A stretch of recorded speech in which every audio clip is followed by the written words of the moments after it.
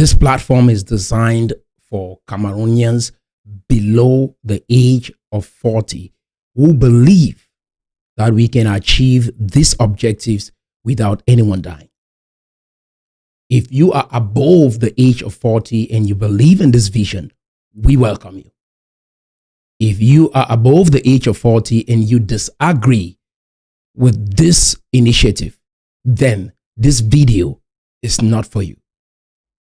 I want to dive into a very interesting topic today, and a topic that is one of the strongholds as to why this war persists, right? It has been 7 years, and we have been hoping that someday they'll press a magic button and all these problems in our nation will go away.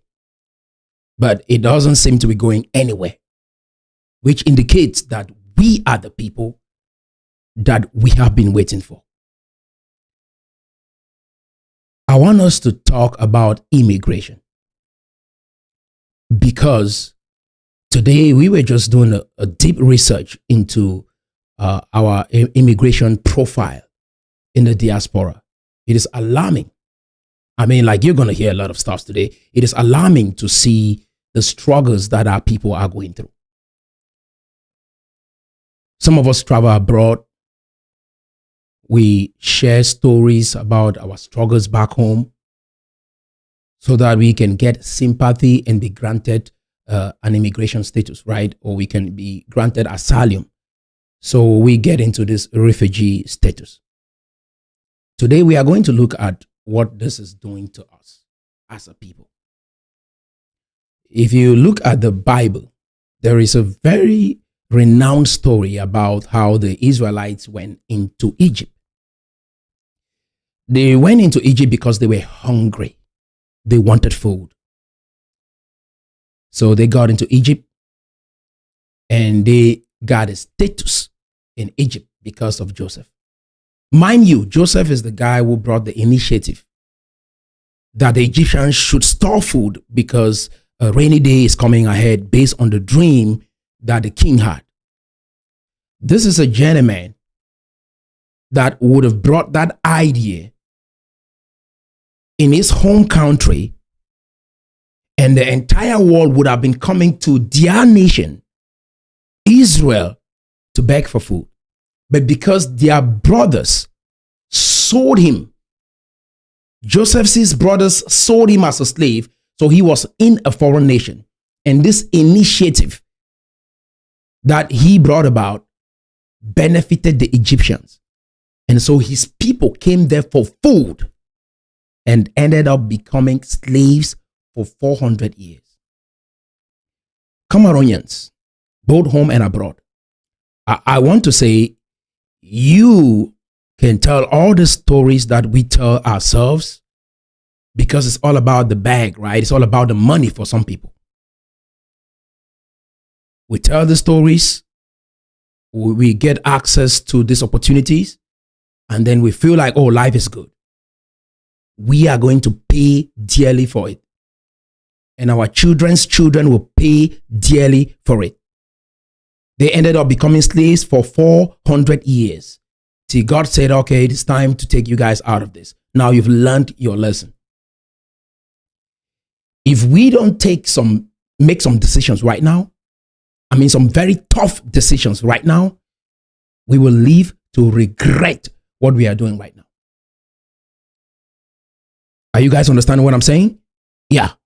If we don't make some very hard, tough decisions right now, we will live to regret this for a very long time to come. Now, most of our brothers are seeking asylum in the diaspora. I would like for us to dive into this video. We will analyze it and go gradually. There is a number right there on the screen. I would like for you guys to call and give your input as to what you think, because your opinion does matter. The questions that you're struggling with does matter, and I would like to answer your questions. You see what I'm saying? So that together we can build a nation that we can be proud of.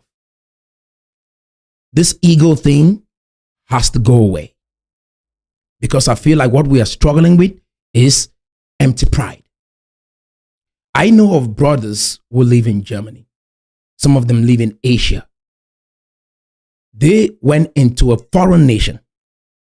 And within 3 months to a year, they have been able to learn that foreign language. They've been able to learn German. They've been able to learn some Asian languages because they want to integrate in that society and get a job and provide for themselves. Because the bottom line of what we are dealing with in Cameroon is poverty, right?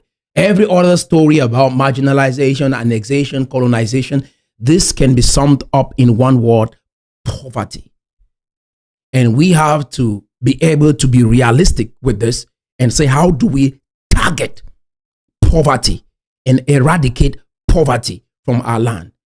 And if that is our goal, then all this ego, we keep it on the side, and then we face the real enemy, which is poverty. Are you guys understanding what I'm saying?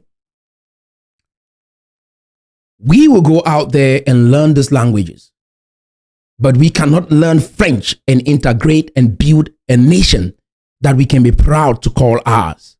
We will choose to go join other nations, learn their languages, get jobs there. You get into a taxi or people meet you in a shopping mall and they keep asking you all the time, where are you from? Where are you from? Why did you leave your country and come here? You have to stay there and explain yourself again and again. And you look all timid and sad and you walk around. You cannot even feel confident, because the reality is most of us English-speaking Cameroonians travel out of the nation than most other Cameroonians, right? Our heart and our soul is in Cameroon. What we have in the diaspora is just our body. And that is why you cannot stop but come on live and talk about the problems in Cameroon the way you do, because your heart is in Cameroon. If you make some money right now, the very first thing that comes to your mind is, how can I build a house in Cameroon? How can I help the people in Cameroon? How can I establish for myself a business in Cameroon? This is facts. You cannot be emotional with facts, because what I've seen with us is, which is why, me, myself included, we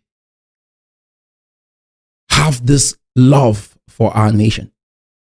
We have this love for where we came from. There's a reason why God gave birth to you in a particular geographical location, because He wanted you to be a solution to a problem in that geographical location. Life is not just all about money. It's not all about making money. Because that is why when I stand up to say the things I'm saying here, some people say, oh, they're paid him, because the whole idea is we are here to make money. That's all. If somebody asks you, why are you here in America? No one can say, I came here to study. I came here to understand how the philosophy and the beliefs of these people are actually producing the results that it's producing, and how are they shaping the world, changing the world. Most of us don't talk in this kind of language. I've sat down with white folks and folks from other great nations, and their whole idea is moving the world forward, making the world a better place, making an impact through their gifts and their talents. God did not create us and place us in this world just to survive, get money, pay bills, and prove to people that you too have made it. Life is way more than that. There is more to your life than just paying bills or making money to prove to people that you've made it to, or to come out of abject poverty. There is more to life than just money. You are in this world to make an impact, to shape the course of this entire universe. And when you start thinking like this, the money will come. You don't even have to worry about it. Anytime your mind is focused on the money, it is even hard to even get the money. But when your mind is focused on making a difference, money comes. You understand what I'm saying? Let's take a look at this video, guys. Are you ready? Are you guys ready? Because I mean, this is the thing. We got to be real, right?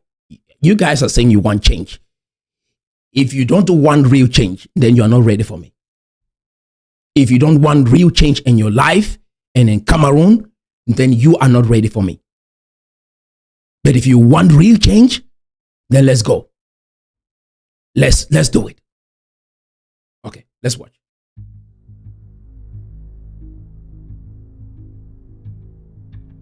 It is horrible, it is terrible, Bako. My heart bleeds knowing that the American government know the shamble crisis we are facing in Cameroon, and sending my brothers and sisters Bako. Cameroonians have come to the United States to escape ongoing humanitarian crisis, conflict, and human rights abuses in the country. Yet the US has been deporting them back. Human Rights Watch spoke to a number of Cameroonians deported on 2 flights in October and November 2020. Nearly all were asylum seekers. Many were unfairly denied asylum in the US despite credible claims of past persecution. After their return, many of those who were deported suffered serious human rights violations by Cameroonian authorities. Armed separatists also beat at least one deported person and threatened the relatives of others. Our investigation found that the deportations returned Cameroonians to persecution, torture, and other serious harm. This violates international human rights and refugee law. Security forces stopped me at the checkpoint to ask for ID. I present the document I had received at the airport, and they realized I had been deported from the US. So they started insulting me and saying, I am one of the ones that are going out of the country and destroying the name of the country. They started. Stop. So one thing he just mentioned there, that he was told that you are one of the people going out and destroying the name of the country. And these are a group of people that were deported back from the United States in 2020. They were denied asylum. Some people have said they've established an embassy in Washington, D.C. for Ambazonia. And some of our brothers think that if you get an ID card as an Ambazonia, then that ID card can show that you're probably a member of this group that is not wanted in Cameroon. And I just want to let you guys know, because where we are going with this, if we put our heads together and lay this foundation in the next 5 years, the Cameroon Sustainable Development Project in the next 5 years, most of you will want to leave the diaspora and go back home and build a life for yourself. If you guys listen to what I'm saying. Some people thought maybe, oh, God raising someone like me to say the things that I'm saying here indicates that I will come around and please you based on what you already know. And I just want to say, if the language that you've been speaking in, if God wants to raise a leader and that leader speaks in that language that you have been communicating in, then that leader is not the real leader to save you from your problems. Because if you know your problems, you should be able to find a solution. But if you do not understand your problem, that is why you can't get a solution to that problem. And God has to raise a leader that understands the problem from a different perspective, articulates that problem so clearly, and provide a solution that is different from the one that you thought. And that is exactly what God has sent me here to do for us. And I want to let you know, it will be a child, a son, a daughter from Cameroon that will save Cameroon. No foreign nation will ever save Cameroon or sign a piece of paper that will free you. It is us that will free us from us. You understand what I'm saying? So he's giving a nation a bad reputation. We will get to that very soon. But I just want to let you guys know, you travel abroad in America, for example, it takes you approximately 5 years to get a green card after you have been granted asylum. It takes you another 5 years to get US citizenship. That is 10 years of your life that is gone. And you're living in this shadow. Some of you left Cameroon, you were engineers. Some of you left Cameroon, you were doctors. Some of you left Cameroon, you were lawyers. Some of you left Cameroon, you were musicians. You were this smart individual. In these foreign nations that you find yourself in, your confidence has been muffled. You look timid and fearful. That is what has happened to you. Your self-confidence is gone. While you're waiting for 10 years to get these papers, it is the trap that you get caught up in. And you never become who God created you to be. We have to be able to fix our nation, solve our problems, reconcile our differences, and build a compelling future for ourselves in our nation. We will prefer to go out there and take crap from anybody else than respect the leaders in our nation and do what we ought to be doing in our nation and build for ourselves a compelling future in our nation. Let's keep listening. Insulting me, beating me, kicking me with their shoes seriously, and they locked me up in jail for several days until I escaped. What happened to Marie was not an isolated incident. Cameroonian government forces abused or detained at least 39 other deported people after their return, including Walter, not his real name. I was held in Communicado for over 5 months, and at the end of it all, it was just a motive to extort money from my family because we had to pay a ransom of 2 million francs, which is about $4,000. We also found out that security forces in Cameroon were victimizing family members of deported people. This 60-year-old woman from southwest Cameroon was severely beaten by military personnel who came to her house looking for her son. Since late 2016, the northwest and southwest regions of Cameroon have been embroiled in cycles of violence between government forces and armed separatist groups seeking independence from the country. This has internally displaced hundreds of thousands and pushed tens of thousands to flee the country. The United States failed to protect Cameroonian asylum seekers even while they were on U.S. soil. Dozens were held in prolonged U.S. immigration detention for 1 to 3 years. Deported Cameroonians also reported experiencing excessive use of force, medical neglect, and other abuses while in the custody of U.S. Immigration and Customs Enforcement, known as ICE. Okay. Another thing I want to say right here is you've probably heard from other media outlets, and they are propagating the idea that Cameroon is falling, Yaoundé is falling, Douala is falling, the nation is going bankrupt. And I just thought I'd clear that out because it is good for them to feel and think and talk that way. I want to ask all of you guys watching this.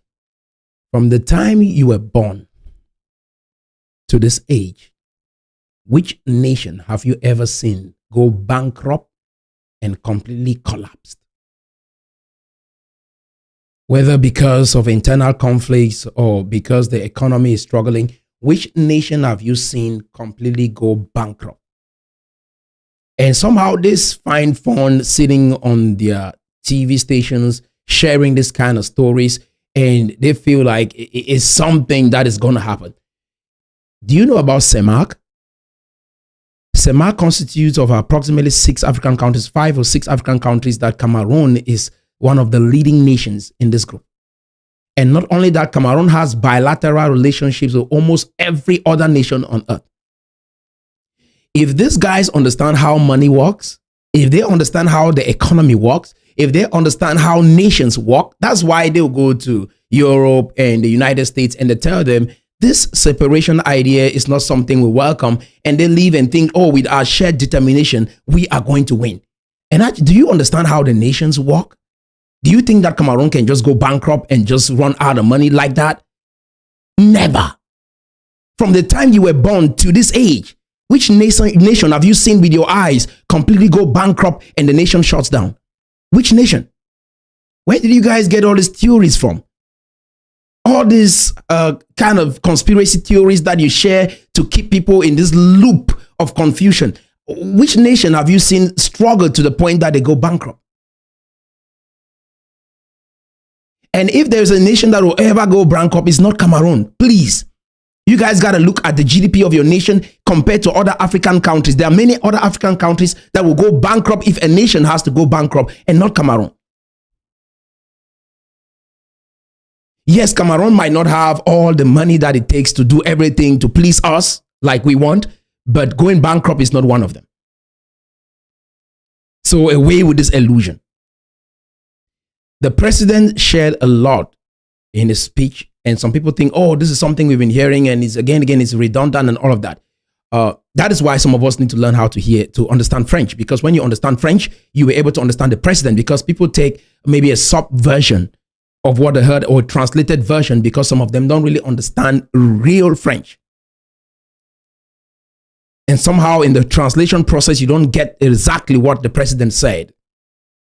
You got to be able to understand French to understand exactly what the president said, projects that are ongoing and projects that are deemed to be completed and projects that will be initiated. You got to distinguish them and divide them. And listening to our president in the beginning of the year, you can feel, even if, because when you have this clouded mind, it's hard for you to even understand what he's saying, but you can feel that he has love for the nation and there is more to do.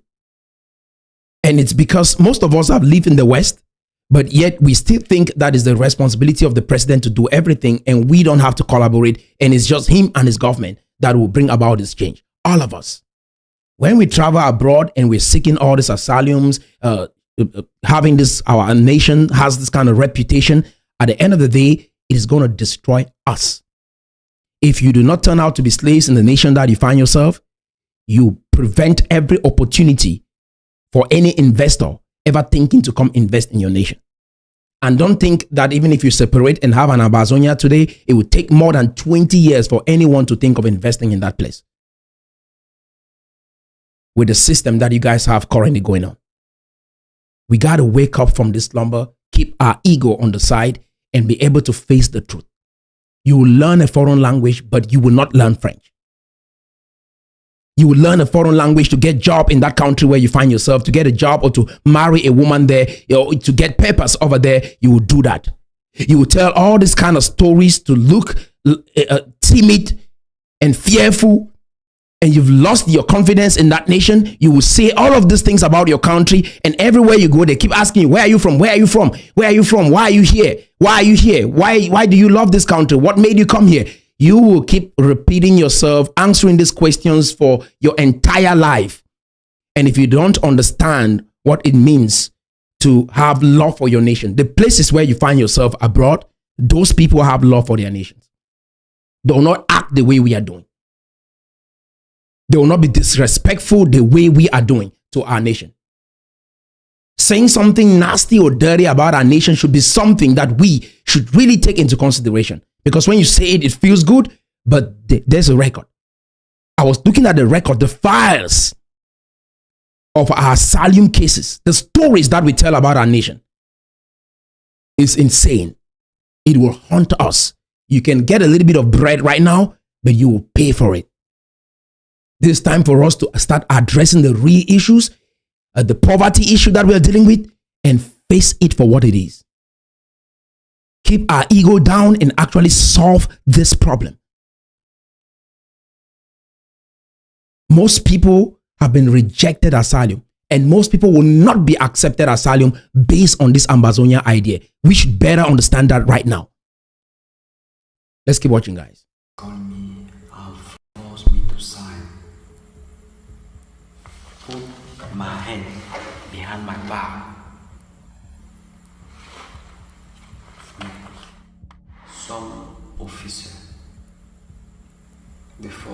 put my fingerprint. We've been treated like we are not humans. I don't know if it is because of our skin color or because of where we come from. During our stay here in facility, we've not been given the opportunity to get parole.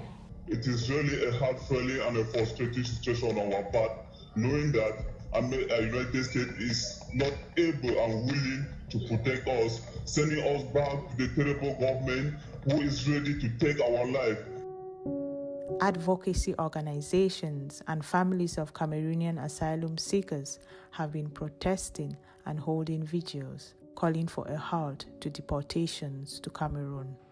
I want to tell the American government that sending me back to Cameroon, that is harm, has seriously impacted my life, and that I still need their protection and assistance because my life is seriously still in danger. The U.S. government should immediately grant humanitarian parole to all Cameroonian asylum seekers deported in 2020 and 2021 so that they can return to the United States for fair asylum hearings. Cameroonian authorities and armed separatists should cease all abuses against returnees and their families.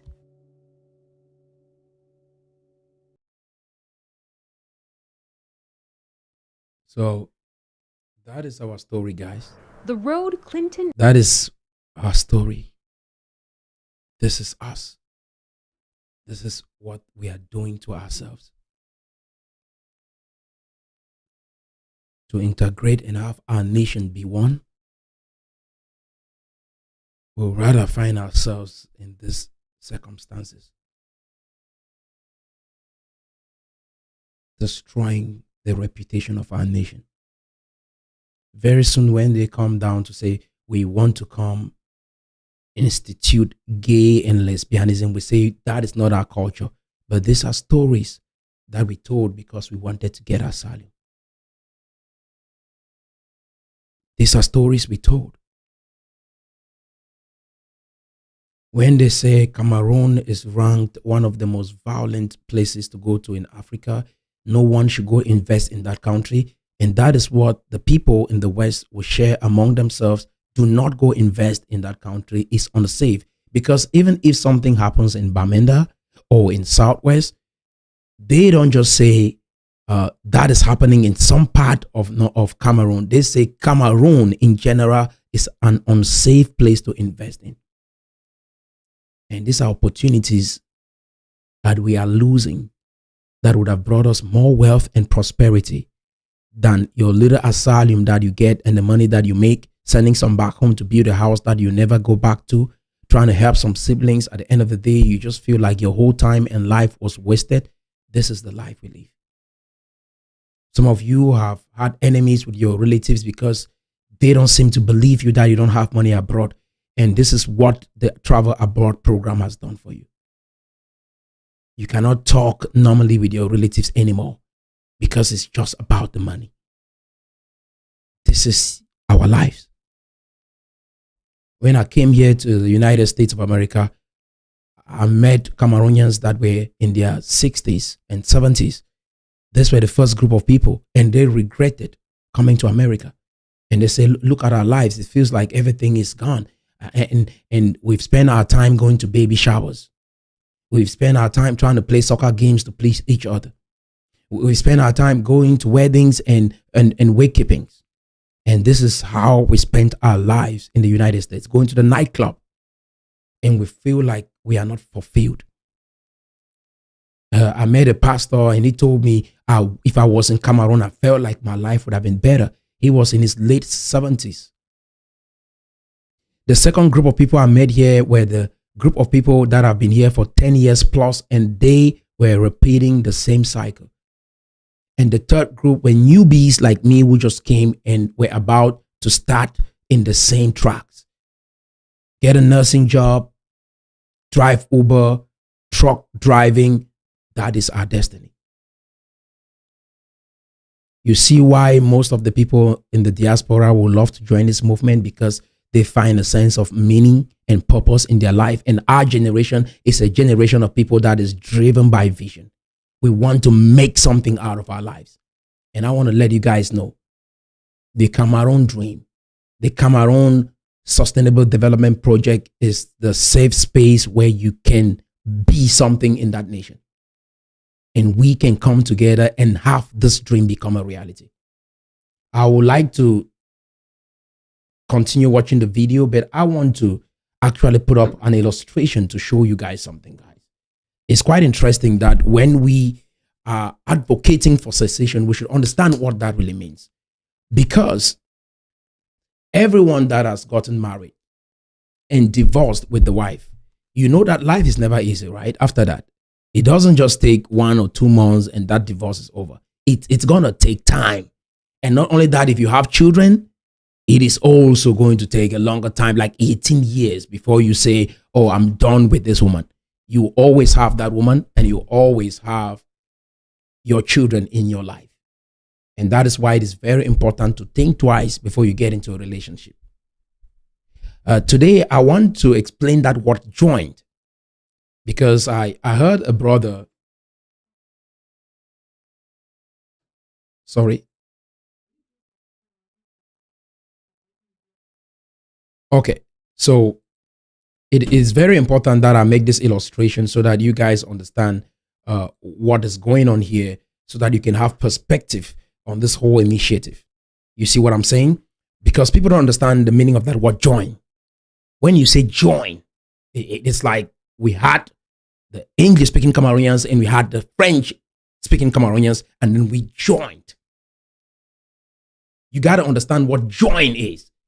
Because this is the thing, guys. When we were about to get married, we also studied a lot and read a lot and saw how many other couples got married, and all of that. It was inspiring for us. So it's important that you get it. That's why maybe if some of you are divorced right now, you see how hard it is in the courts with the divorce case. You see how hard it is to just separate.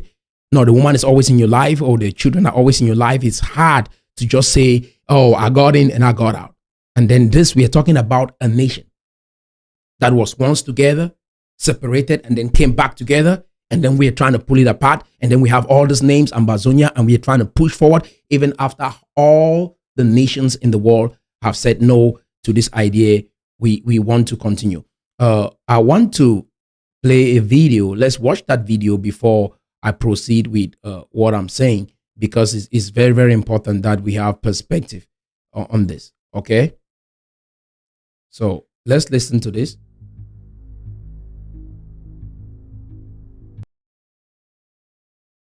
Economics in terms of. And then pass your hand. For his freedom, he had to denounce the Southern Cameroon national movement. They forced us to sign a document that we will never be part of the Southern Cameroon's National Council movement again, or will never take part in anything that is against the government. After a rigorous security check, we were finally able to get Nwangu into VOA headquarters here in Washington. I asked him why he was emotional. These emotions is coming just from everywhere. My past situation and the present situation of my people who are actually on the ground. As we are talking right now, there is a life that has just been taken away as we are talking. This is fact. The crisis in southern Cameroon continues with killings of civilians as well as security officers. Thousands of civilians continue to run for their safety as their houses are burned to the ground. I asked Nwangu what he thought was the real reason behind the crackdown. To be honest, what I think they have as interest in their fight is just economics.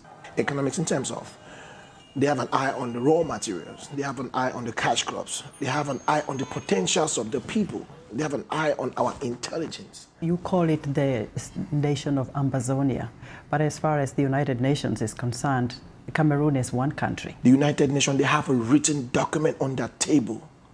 They know it clearly that the Southern Cameroon is a nation. But what brings tears down my face is why they don't want to talk. But according to what we read in the history of how Cameroon came about, is the Southerners decided no, they did not want to join the Federal Republic of Nigeria, so they chose to join Cameroon, knowing they speak English and the other part speaks French. What changed? They joined La République du Cameroon not to be part of La République du Cameroon. As a federal nation, you manage your affairs, I manage my affairs. And then when we get strong in terms of our military power, economic, logistics, in everything, we are going to be able to stand on our own. Are you guys understanding? That is really the kind of stories that we tell ourselves, and it feels good that we join to say the French are going to administer their own part of the nation. We administer our own part of the nation. When we are strong, we'll be able to go away. You see what I'm saying? It doesn't work like that. So you were trying to use the French people, or what were you guys trying to do? Because the British, from what I understand, said you guys were not competent enough. You didn't have the resources. You didn't have the capabilities to lead yourselves. So what you are telling me is we wanted to use them so that we can be strong, and then we walk away. You get what I'm saying? It's like that kind of a marriage that the woman comes in and say, okay, I know this man has money and I don't have money. I'm just coming in to make sure that I get my way. If he brings me abroad and then I make my way, I'll just say bye to that relationship and walk away. You get what I'm saying? It's that kind of a story that we are actually believing. When you listen to what we really say today, guys, it's interesting. And that's why you got to step out of the box. If not, you'll be hearing the same thing and you feel like it makes sense. And it's the same thing like the West. You think, like, oh, we're going to America, we're traveling to Europe. No, we are not there to really help that nation be better. We are here just to farm. We're here just to make money, right? Immediately we make money in those nations, boom, we're gone. And we never really put our heart here to help these people with whatever struggle they were dealing with. It was all about the money. And they know that. And so they'll keep you in those menial jobs so that you can just get enough to pay your bills. And then at the end of the day, you realize your life on earth was a waste. Are you guys understand what I'm saying? Hello. Yes. Yes. The show live, and I just listened to the guy who was talking about the reason why we joined French Cameroon. I just want to say that is bogus. Like, if you join somebody, it's not just for your own benefit. You know, what are you also going to offer? So I just want to say that is crazy. And you're doing a great job. Thank you so much for your show. Bye-bye. You're welcome. Thank you. Okay. So that's it, guys. How do you want to join someone just to benefit and then you walk away at some point? That kind of a thinking is absurd and it feels good. This is what we've been conditioned to think for 50 years. And coming and presenting this case to the international community, they look at it and like, you guys just want to use people. And at the end of the day, you want to walk away just like that. They're like, no, go down there and fix that problem. We're not going to be part of this. Do you understand what I'm saying? So when we were getting into a relationship, they had to help us understand. And if you've watched this before, you understand this illustration. This is how joining, because that word join, we don't understand what it means. It's like a nail and a wood, and you're trying to join this wood to another wood, and you use a nail to screw it so that it joins. Once you bore a hole and you have that nail go in, it joins. The beauty of that foundation is predicated on the fact that it is joined to another wood with a nail in between. Join. When the two become one in marriage, it is join. You guys are one. And that is why I was making an illustration. I was just sharing this story with some friends, and I was like, I mean, like everything that I have, my wife knows about it. We have no secret bank account. Everything that I have, she knows it. She has access to it. And they're like, that is crazy. You should have some money on the side on some account that your wife. Then why did we come together if I have to live a separate life? You see what I'm saying? Oh, I don't cheat on my wife. No, you've said I've never cheated on my wife. It's a story. Like, people don't even believe that. And I'm like, why did you guys come together? You understand what I'm saying? When we lack character and we lack morals, we will see what we are really saying as a reality. You understand what I'm saying? When we lack character and we lack morals, this story that we propagate around the world will make sense in our eyes. But if you have morals and you have character of which you can be trained, you can develop it, you will not even make sense of this story. Do you understand what I'm saying? That we wanted to be there with them so that when we get better, we just walk away and that story sounds good. This is what it looks like, guys. When we were about to get married, this is an illustration that we saw in one of the counseling sessions that we went to. The pastor took water and poured that water into a glass. And then he took juice and he poured that juice inside that same glass. And then he told us to separate the water we pour into this glass from the juice. And it was impossible to do that because I've mixed both. How do you extract the water I put in this glass? How can you extract the juice that I put in this glass? That is what join means. That the water and the juice that you put in here is inseparable. You cannot join and live together for more than 60 years or 50 years, and then you want to come up today and bring a story of the past to separate the nation. And that is why no one on earth wants to be part of this, because we are trying to do this. The water and the juice in this glass cannot be divided. It is now one. And we have to learn how to deal with this glass that we now have before us. This is the magic we are trying to perform. Do you understand what I'm saying? I thought I used this illustration to help you understand what coming together, joining means. And from what our leaders have demonstrated, a federalism would have been the worst idea for us, because we are incompetent to lead ourselves. All our leaders have fought one another. The kind of fighting that we've seen so far with our leaders in the diaspora is more intense than the fighting that we have in Cameroon.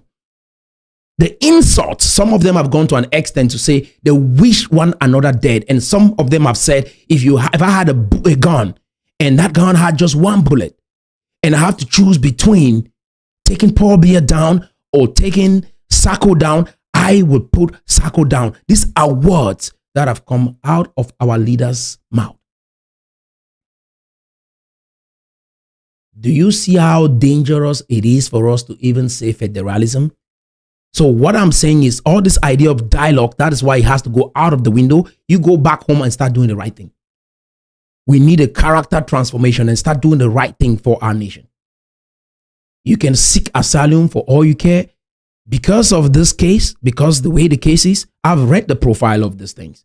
It is quite interesting because many people are hoping, because some of these leaders will use this asylum story and hold you bound to be part of their group, because they think that somehow they will hold you down or have you pay taxes or have the Ambazonian ID card because you are looking for asylum. Don't be trapped in this. If we do the things that I'm saying here, we will lay the foundation that we will go back home and have a better life in Cameroon than we are having in the diaspora. Are you guys understand what I'm saying? Are you guys understand what I'm saying? Yes. So let's keep listening.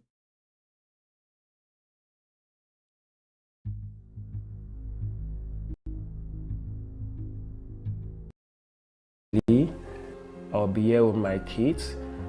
That's a home away from home. My dream is actually to live as if I'm home.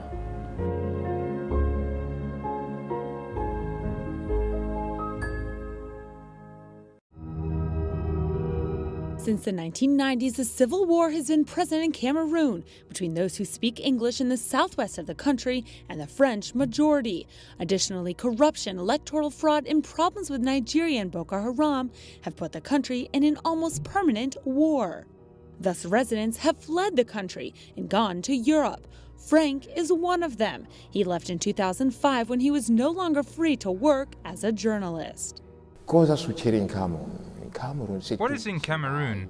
Well, if you go, there are problems. You can go as you please, but if you ask questions as a journalist or political activist, you can find problems. So those who work as journalists for Europonane or other papers have a lot of trouble. They are arrested or thrown in prison. Thus, he escaped from his home country by plane, not even knowing where he was going. He said he came to Italy by chance after a rough trip. The traffickers gave us a fake passport, but I don't know what it was used for because they made us enter the cargo hold where they put the bags. It was they do not want to return to their politically divided country. Because these are all stories that we tell abroad, right?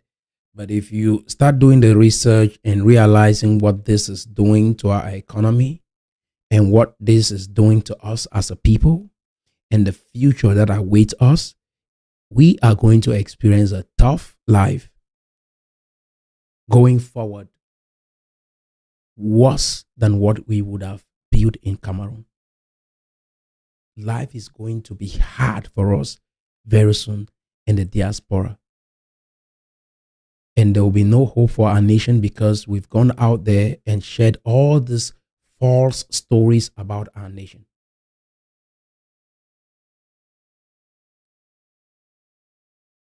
I was reading a very interesting book about 2 years ago, and I was just thinking about the book today. The 4-Hour Work Week. I think it's by Tim Ferriss. The 4-Hour Work Week. As an entrepreneur, as a leader, you have to read, right? You have to read a lot, extensively. And so I've read extensively across multiple genres, from business and politics and religion, and human psychology, persuasion, all of this.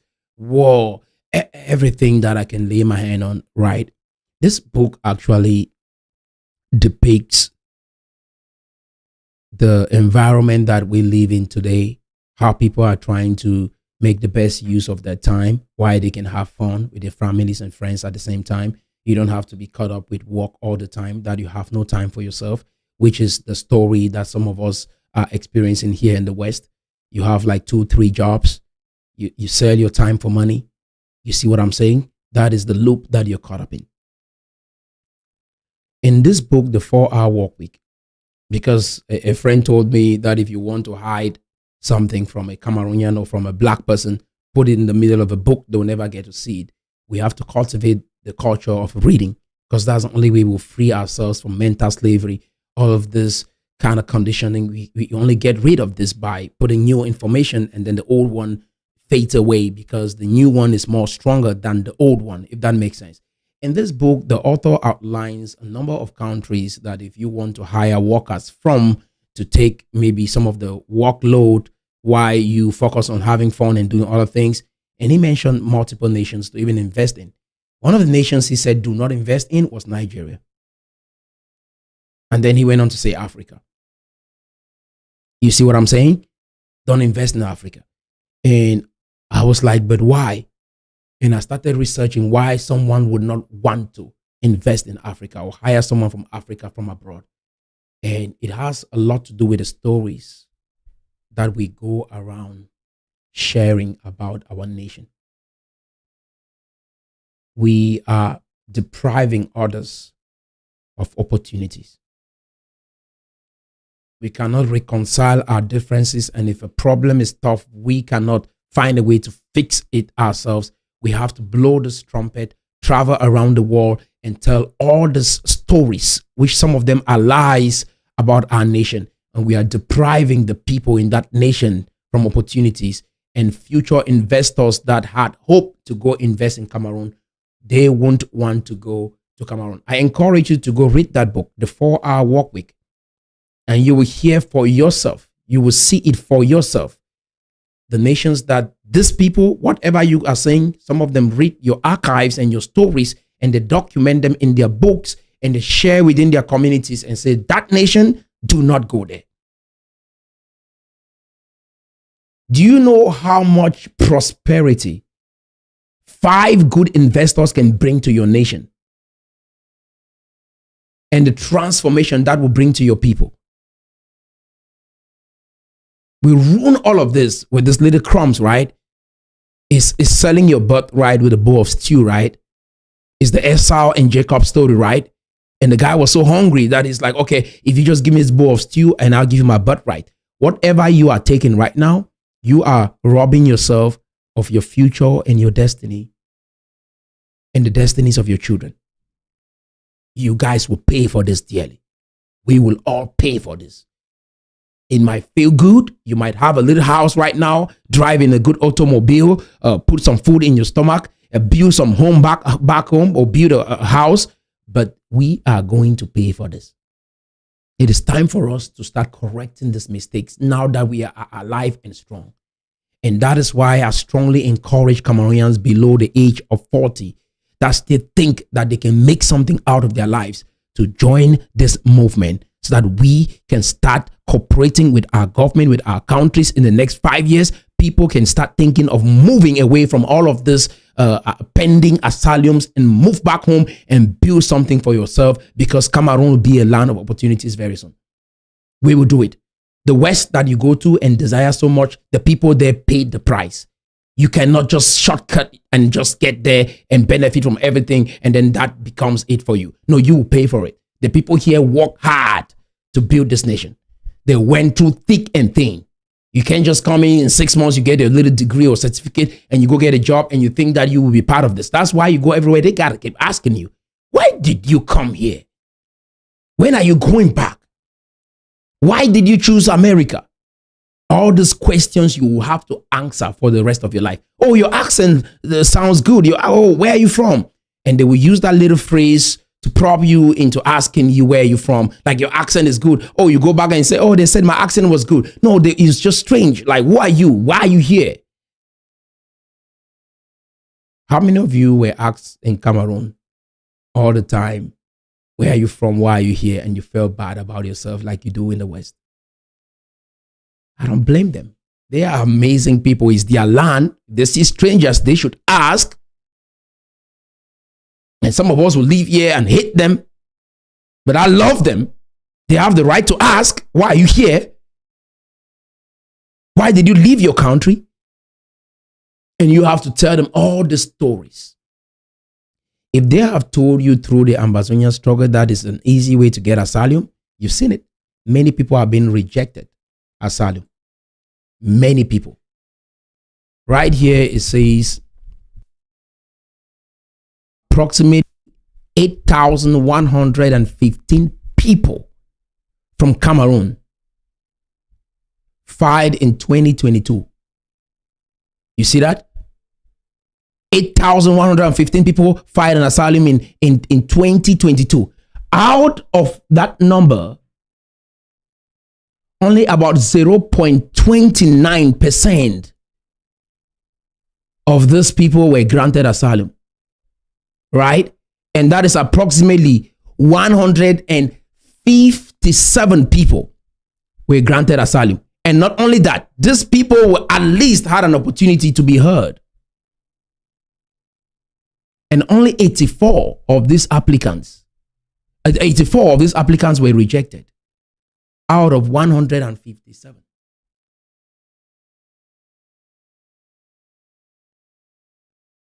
Are you seeing? These are the number of Cameroonians. And if you look at it, most of these Cameroonians, they go to nations like Cyprus. Some of them go to France. And some of them go to the United States. And very few end up being granted asylum. Some will be there for 15, 20 years without their asylum being granted. This is a trap.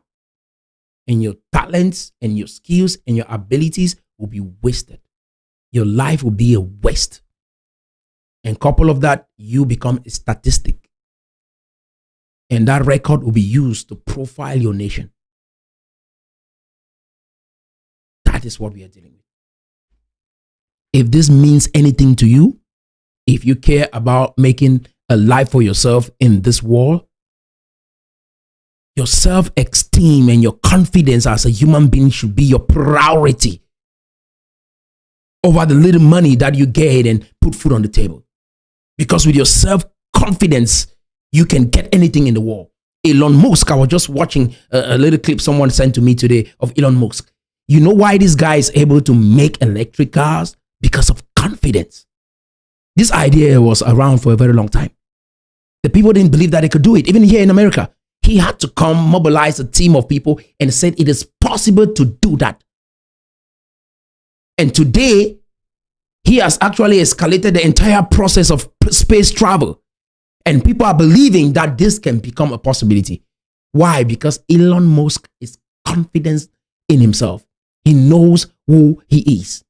And that is why I'm saying what I'm saying here, because I know who I am. I know who you are. I know what we can achieve in Cameroon if we have faith in that nation and believe in that nation. Keep our egos aside. If we got to learn some of the French, we got to learn some of the French. We got to make something work for us in this world here. We cannot be in this world and just wallow in foreign nations and nothing comes out of our life. We got to do something. We got to do something, guys. We cannot just come into this world, watch other nations build their own countries, and we just sneak in and hang around there, get some jobs, and we pass time, make some money to prove to people. And at the end of the day, that becomes our lives. We got to make a difference in this world. I'm tired of us exporting the best of us out there, and it end up being a waste because the people are not actually being productive in the areas that they could be good at because they have to make a living in those foreign nations. I'm tired of seeing us waste like this. I'm tired of seeing us suffering like this. Most of the Israelites end up in Egypt. They were there. They were molding block. Let me put it in our layman language. They were molding block for their entire time there. And there were great leaders among them.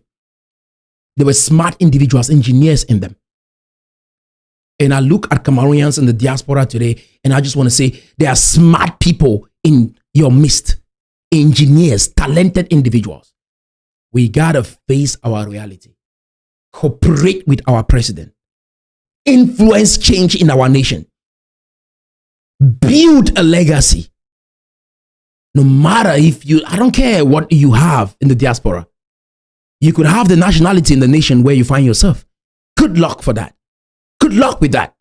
But at the end of the day, you got to face this bitter reality that you will never ever feel like one of those people in that nation. That is why you always want to go back home. That is why you want to build something back home. You want to visit back home all the time because you don't feel like you're part of that nation where you find yourself. You're there just for the job. You're there to wind time. That is our reality.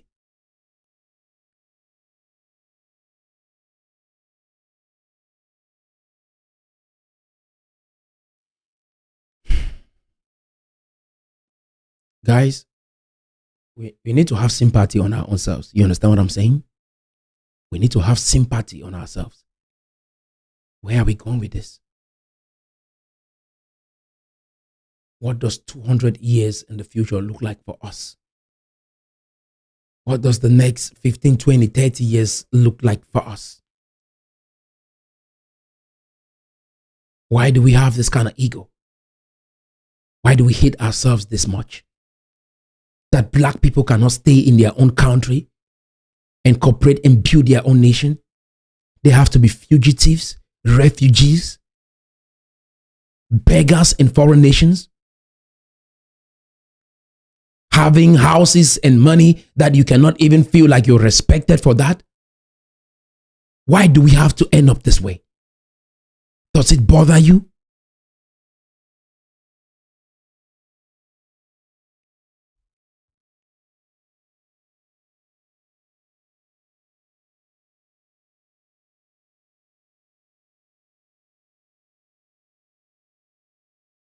What do we want? What do we really want? How can you learn German language and you can't learn French? Because it's another black man? Because another black man learning French makes you feel inferior? You call it black on black colonization? But when you give your time and your life away in a foreign nation, you don't think that there's something wrong with that? You don't think something is wrong with that? When you're waiting for your papers to show up and you have to wait for the rest of your life and some of you never get it till you pass away, do you think there's something wrong with that?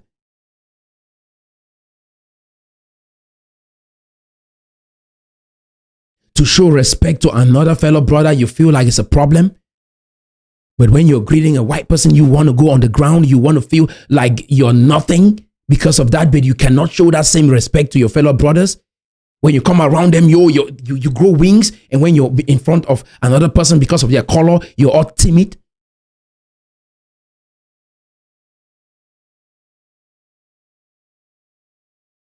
You don't believe that someone among you can be great. You cannot respect them because you believe that, oh, they have the same color like you. They came from where you came from. And so nothing good can come from you. So the disrespect is coming because you look at them. They look like you. And so there is nothing good that can come out of you. How do you guys expect to be great? Americans will respect the best among themselves. Even if you come from the same womb with me, you got to be able to see what God has put in me and respect that. That is how your blessing comes. Because through that person's greatness, you too will become. For 7 years now, I've watched you guys do all that you can, and nothing has happened. And today I'll rise up to help us. And then the first thing you think about is, they've bought you, they've sold you, you've paid, take some money. I mean, like, what do we want? What do we really want? Oh, Pobia has paid you. How much did he pay you? Oh, we want to stay back in 1960. And yet you are struggling in the diaspora. Working a menial job that you feel terrible about yourself every day when you come back home. And I'm trying to help you have perspective because the knowledge, the information you have in your head has not provided for you the life that you want. Has not helped you to solve your problem with the government. And I try to challenge this thinking because someone must challenge your thinking and have you move from that position so that you can have perspective and then get new information and have new results. You think there is a problem with that?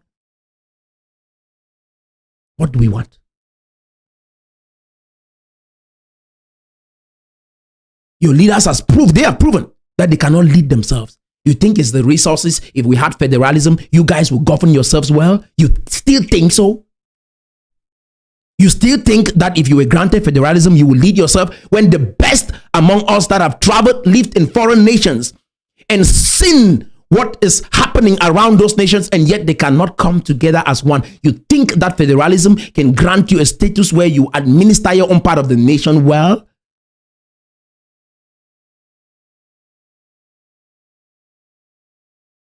Can you blame Paul Biya for the reason why you guys are disunited in the diaspora? Can you blame him for that? For some reason, guys, you guys need to take a break from this social media that you come on to have your voices heard and sit down and fix yourselves and have a genuine conversations. Look at each other in the eye and really have a conversation. That we are the problem, guys. Do you guys understand what I'm saying? It has to take someone that grew up in your community like me, that knows everything, to look at you in the eyes and say, bro, we are the problem. Bobia's government has not been that disunited like us. They have not been that divided like us. We've had a simple opportunity to just build a community of people that could believe on a single vision, and we have not been able to accomplish that. And we think that if we have federation, we will administer our own part of the nation, and someday we will get strong and then we will walk away. That is how we understood that coming together. Guys, we got to be real with ourselves. You understand what I'm saying?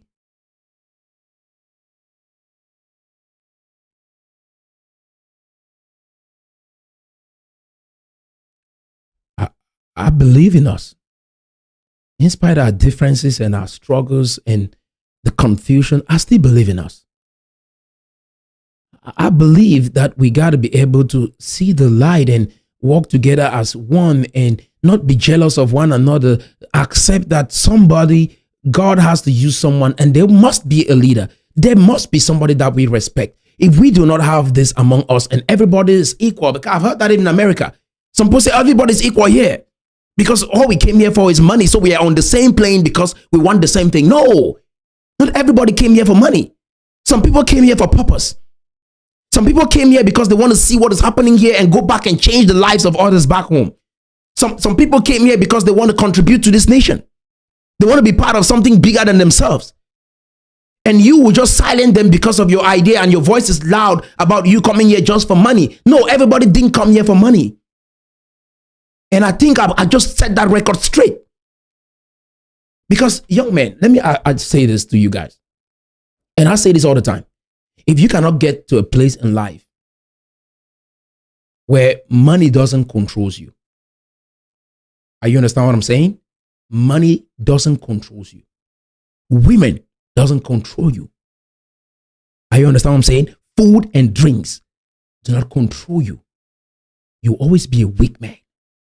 You have to get to the place in life where women, money, food, drinks doesn't have a hold on you. And that is what I've been able to overcome in my own life. You cannot buy me. You can't. You can't buy me with women. You cannot buy me with food. You cannot buy me with drinks. You cannot buy me with money. And when you get to that place, more will come. Every other thing that you'll be looking for will come, and you will not even be bothered about it. The Bible says, seek first the kingdom of God and his righteousness, and all these things. We hear that it's just some fairy tale, right? Like it's good to just hear it. But it actually means what it says. If you seek first the kingdom of God and his righteousness, all these things shall be added unto you. If you build your character first, you know who you are. You believe in who you are. You're confident in who you are, young people. Every other thing shall be added unto you. The money will come. The house will come. The women will come. Every other thing will be added unto you. And when you have the kingdom, these things will not control you. We have made money our master and we are the slaves. Money is supposed to be your servant. Money is supposed to be your slave. You be the master. When you're running after money with this kind of mindset, money, that's why you see our entertainment industry, everything. People is like, oh, did you cash the bag? Did you get the money? It's all about the money. We got to get to the place where we understand that money was designed to save us, to serve us. Serve, not save. Money was designed to serve us and not us serving money. Money was designed for us to be the master and the money be the slave, and not the money being the master and we be the slave. If this mindset doesn't change, you will struggle in your life. And whatever you think you ever achieve is just a fraction of what you would have achieved. Do you understand what I'm saying? You got to get to the place where money is your slave. That people cannot buy you with money. You're not producing a program. You're not producing a movie. You're not producing something just based on money. And this is the thing. That's why we come to the diaspora. All of this women empowerment ideas. We know how our community looks like. We know that men and women are not the same. We know that we want to build a kind of Africa where we understand that respect exists. A man is leading his family. Guess what? Because money will come from you following all of this women empowerment idea, you will go with it and say, yeah, pen stories like, oh, women are being marginalized in Africa. I didn't grow up seeing women being marginalized the way I hear the stories that people are buying into. And so because it will give you some money to go back home and do some NGO project, you will go along with that. You don't have character. And when you go back, you empower just the women. What happens? The men do nothing. What do you need in Africa? You need roads. You need to build houses. If the men are not empowered, who do you think is going to build this stuff? Who have a dwindling society. And you just want to go along with the flow, right? It sounds good to hear it. And our women know that we don't treat them bad. Now, everyone in Africa now is just rising up, trying to see if a man just say anything, you just trying to just picture it from that lens of marginalization, masculinity, and toxic masculinity. And I just want to let you guys know, is this really what we have been going through in our community?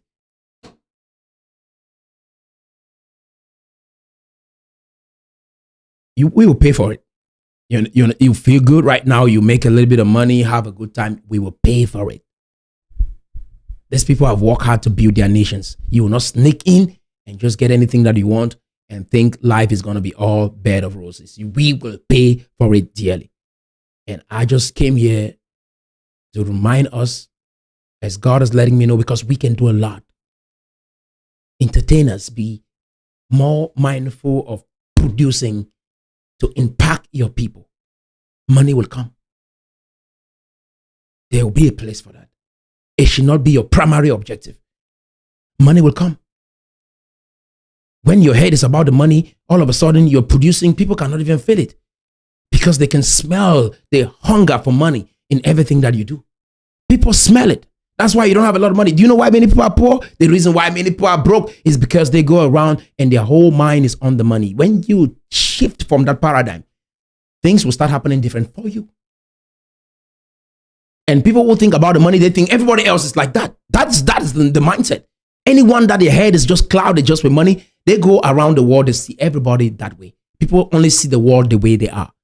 You cannot see people different from what you are not. The way you see the world, because if I go out and I believe that it's about service, it's about serving, it's about impacting the world, I see everybody like that. You see everybody as a tool, something to make money with, and all of that because of how you've been programmed. And if we will build Cameroon, we got to change this. We got to change this. These are the new group of people that I want to introduce to Cameroon. People that believe what I'm sharing here. People that are saying that I'm tired of this. I want to face the bitter truth. Filing asylum with the Ambazonian idea will not save us. Because the idea has been rejected everywhere, and so there's very limited chances for you to be granted an asylum with that status. And it can cause you to sell all your properties, travel abroad, and you end up in the same loop, and you regret ever leaving your nation even. Again, there are 7 industries that are transforming the global economy. 7.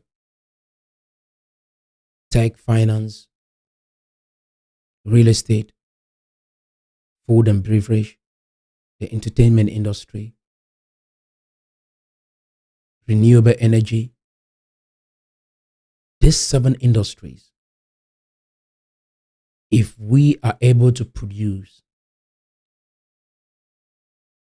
3,000 competent experts that can operate at the global level in these industries, they will create jobs that will transform our economy.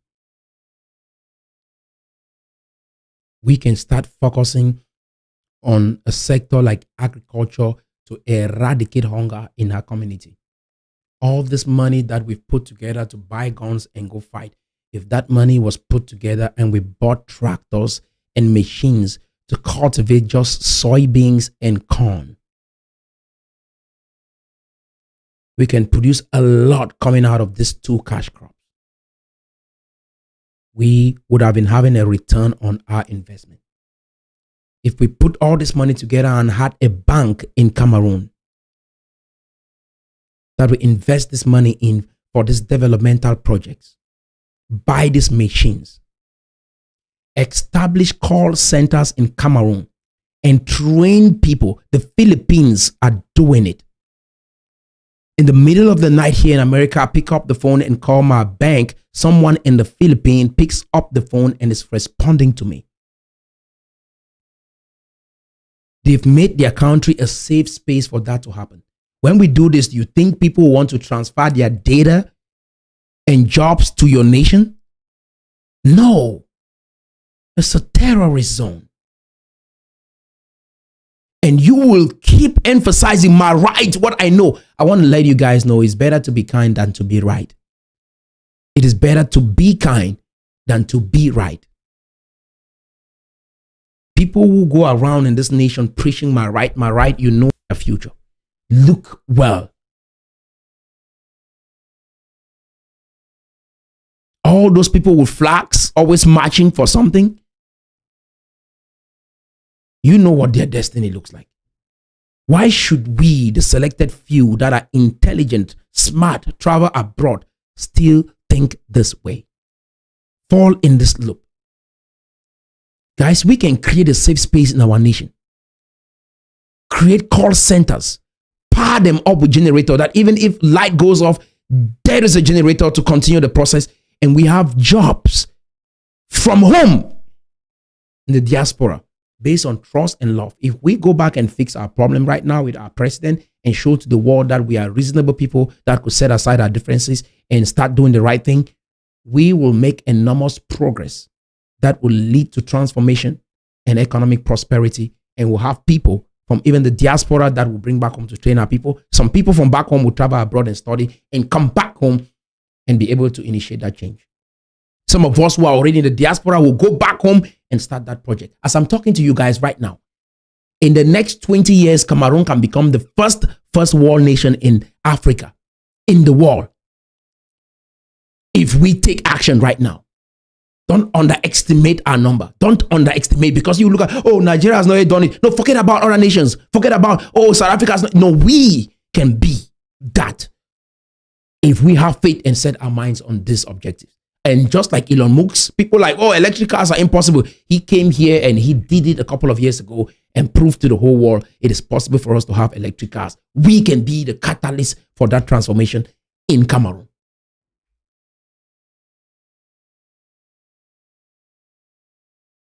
Do you understand what I'm saying?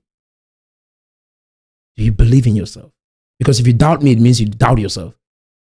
You get what I'm saying? If you doubt what I just said, you have no faith in yourself. You have no confidence in yourself. Because I believe without an iota of doubt that this is possible and we can achieve this. We can lay a remarkable foundation in the next 5 years, and in the next 20 years, we will have all of these things in Cameroon.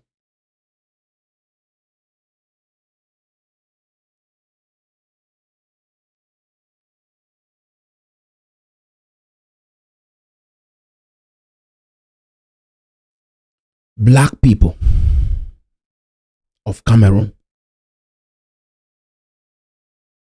our race has been through a lot. Let's for once think different, be different, and be the change that the whole world gets to see.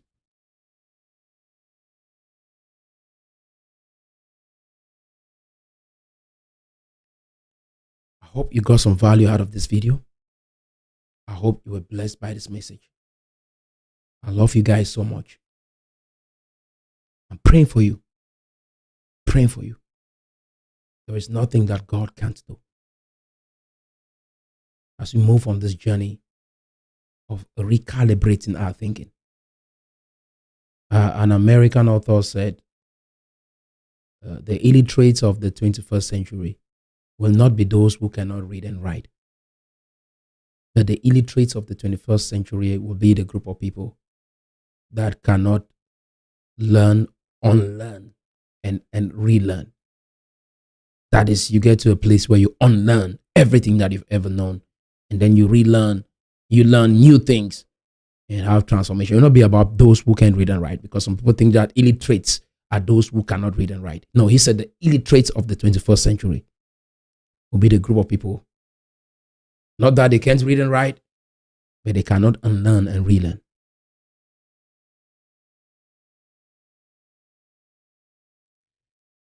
I love you guys so much. And until next time.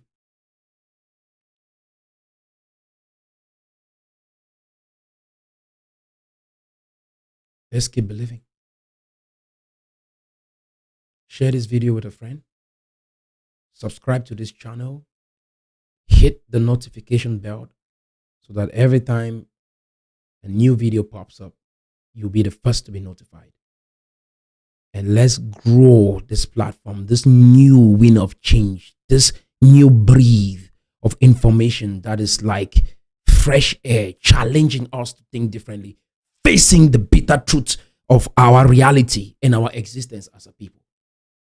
Let everyone across the nation, both home and abroad, hear these messages that I'm producing in this channel. And let's trust God and not ourselves, and accept our limitations and improve on our weaknesses. That is the only way we make it. That is the only way we succeed. Understanding our strengths, understanding our weaknesses, understanding our opportunities. It's important that we do so. I love you guys so much, and until next time, stay blessed. All right, if you like this video, you're gonna like this other episode, and you can watch it by clicking right